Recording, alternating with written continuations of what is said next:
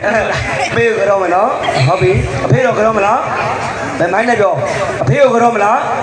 နာကလေးနဲ့ပြောလို့ အဖေလည်းကတော့မယ်နော်အကွေးဆိုရင်ဒီမဲ့အဖေကိုတစ်နေ့နှစ်ချိန်ပြန်ထောက်တယ် ဘာနဲ့ထောက်တာတော့ အမြောင်နဲ့အငွေပေးမလားမပေးဘူးလား မင်းမေတော့ဒါကြောင့်မို့မင်းအမှုတွေခဏလိုက်နေရတာကဲသမီး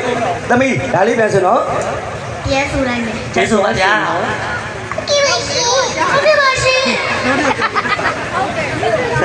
ကဲကိုဒါလေးပြန်ဖွင့်ပေးပါဦး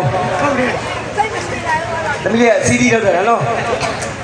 ဒီအပုတ်ကမထွက်သေးဘူး ဟောဒီပုတ်ကမထွက်သေးဘူးဖေးပုတ်ကထွက်လာ ပုတ်တော့ထွက်ပြီ ဘယ်ပုတ်တော့ ဖေးပုတ် ပြီးဟင်းတာ ဟမ် ပြီးဟင်းတာမိုင်းလို့တင်မီးနဲ့ဟင်းတာ ဟုတ် ဒီဟင်းသား တက်လိုက်တဲ့ကလေး ဟင်းတာပေါ့ ဟုတ်ကဲ့ကဲတေးလိုက်စီလေးပါရုံးရည်ဒီကျော်လို့မြင်ရပါတယ်ခင်ဗျာနော်နောက်ထပ်တယောက်ကြံပါသေးတယ်တေးလိုက်ရှင်နဲ့ပေါ်ပါတယ် တဲ့ကြပြီလားဖေးတယ်လို့လောက်အောင်လောက်ပြီးကလေးလေးဒီလား ကိုယ်ကိုယ်မနဲ့စူးချလို့ရတယ်ပြီးတော့ခေါင်းကြီးမလေးကိုသမီးလေးကို